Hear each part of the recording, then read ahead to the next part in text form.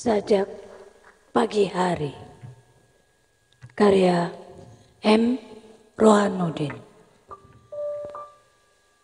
Dua kutub menganga gua pertapaanku. Kita lahir dari dua kutub yang sama, sama-sama turun dari langit Sidratul Muntaha. Nyanyian Adinda untuk Saija.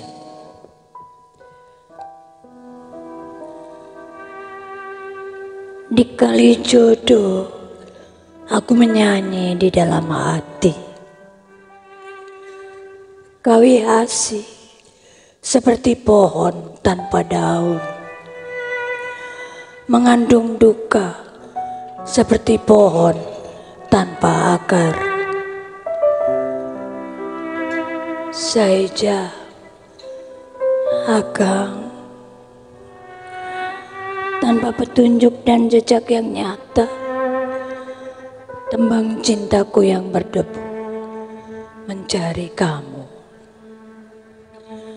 Sebelum 10 tahun lalu, cintaku tabah, lagunya menderu, tapi kini ia jengah, merayap dengan penuh rasa malu. Akang, aku telah berdosa. Tanpa daya, aku nodai cinta.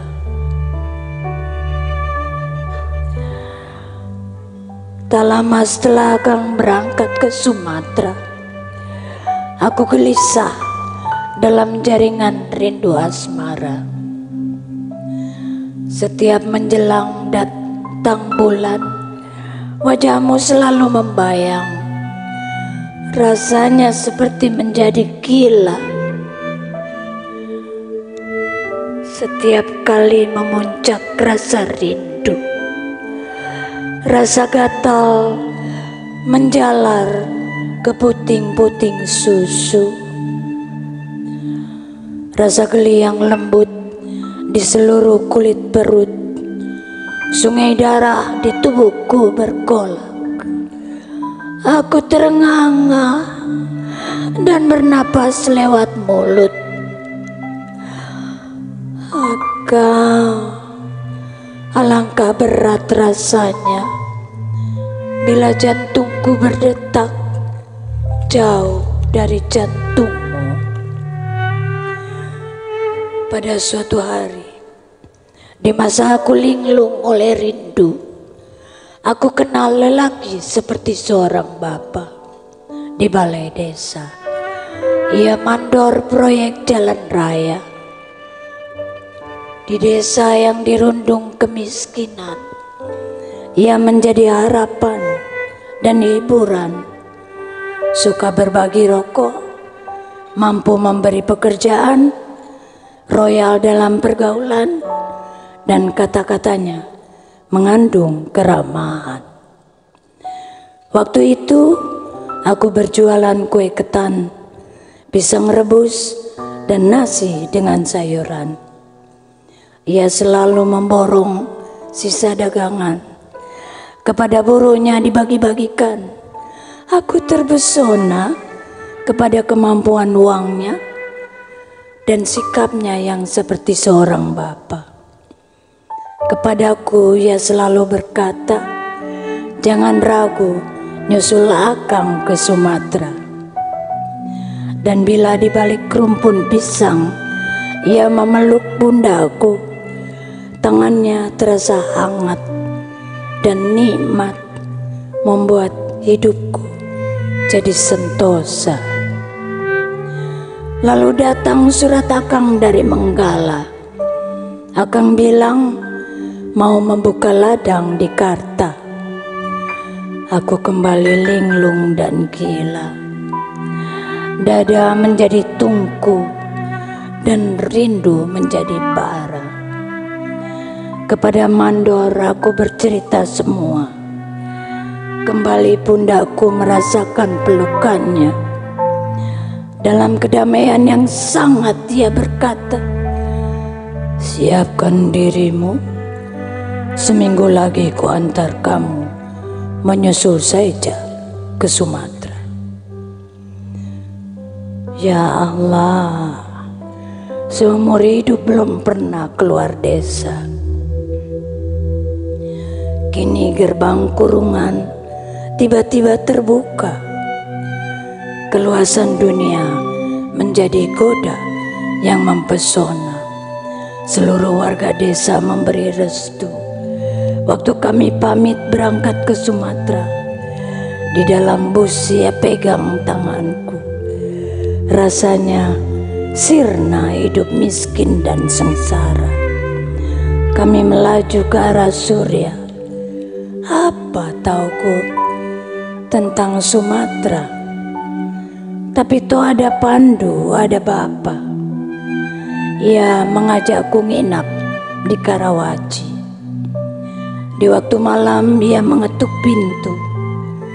Ia memberiku kain selendang dan baju baru.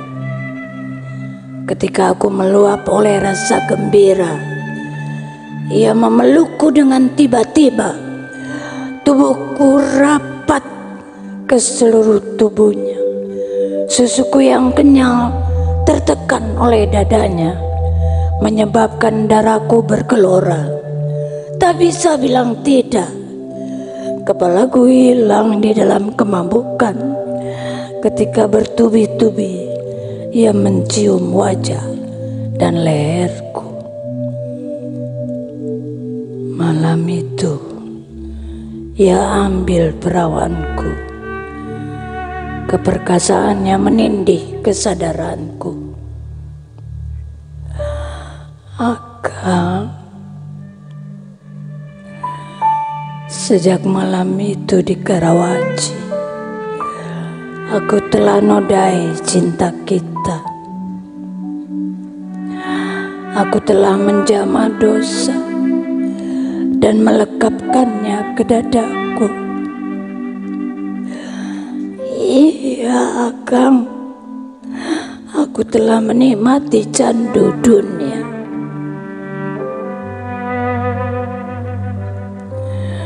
Malam itu, sambil telentang dengan lunglai dan mendengar ia mendengkur di sampingku, aku telah bertekad untuk menyerahkan jiwa ragaku kepada lelaki itu.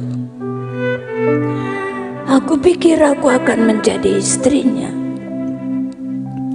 Ternyata ia hanya ingin menjadi tuan dan menikmati diriku selama sebulan. Tetapi aku ikhlas mengabdi tanpa melawan.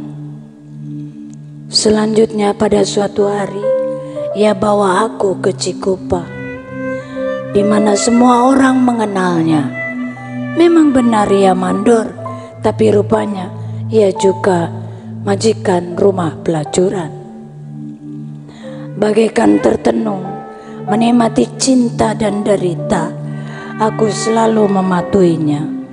Menjadi pelacur kesayangan di antara para sopir truk menjadi rebutan. Aku menjadi dagangan yang menguntungkan, diedarkan ke Karawaci, Cimone, Cikupa, dan Balaraja. Di Cilegon aku diantri. Dari Karawaci sampai ke Merak, di sepanjang jalan pembangunan, dari desa-desa yang porak-poranda, muncul gadis-gadis remaja menjadi bunga di warung-warung pelacuran. Pabrik dan pelacuran adalah satu pasangan. Orang Korea, Jepang, Jerman, semua sudah kurasakan. Adalah di Cilegon aku pertama terkena Raja Singa. Dengan tabah aku lawan penyakitku. Di jagat raya Tak kurang obat-obatan. Dan ketika kembali seperti sedia kala, majikan membawaku ke Ancol, Jakarta.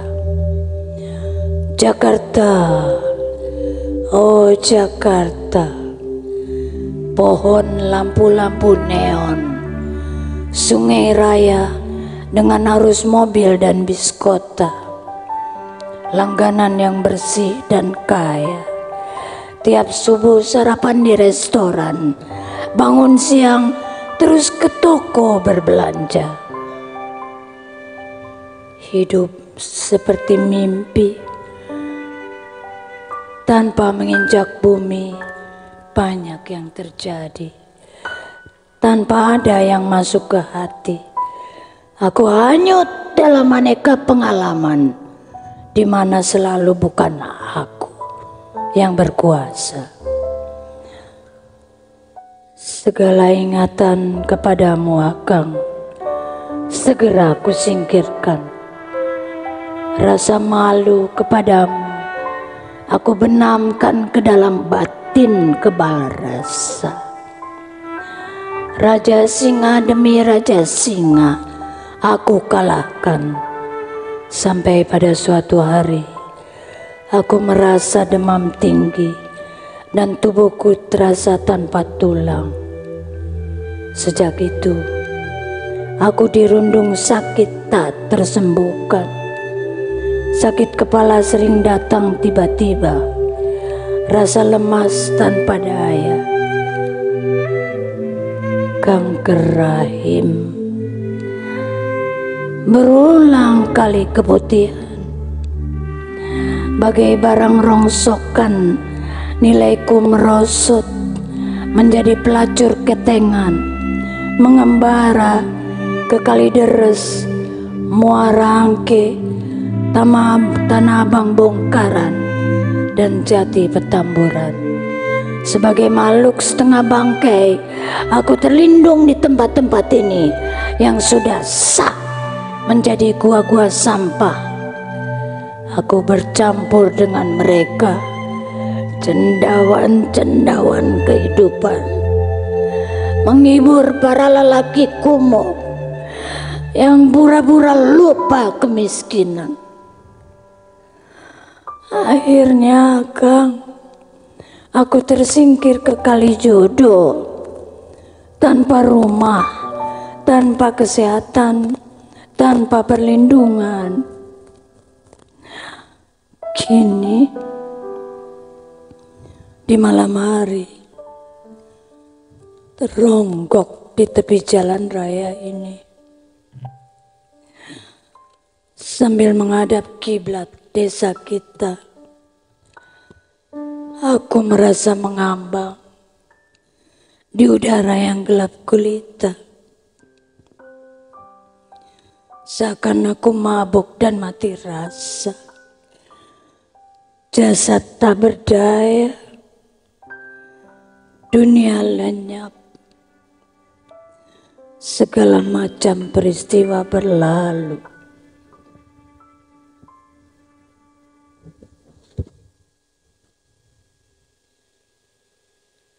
Namun tanpa aku duga, dalam senyap muncul wajahmu. Ada kehangatan terasa di jidatku. Kepada bayangan wajahmu, aku tembangkan kawi asih yang berdebu. Dengan mulutku yang bisu, biru, terenganga, dan kaku,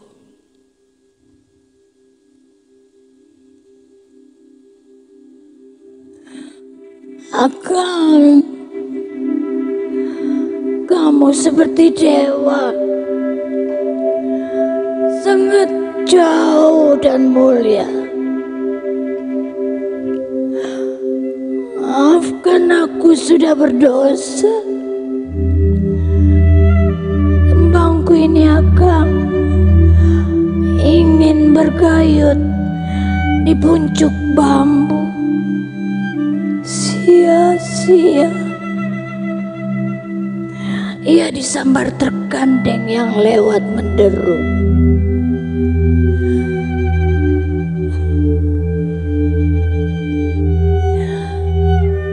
Bila tembangku ini selesai ya Kang,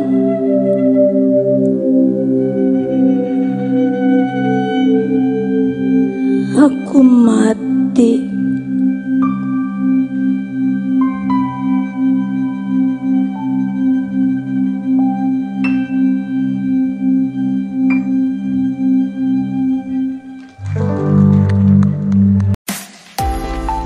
LVR Live Visual Radio.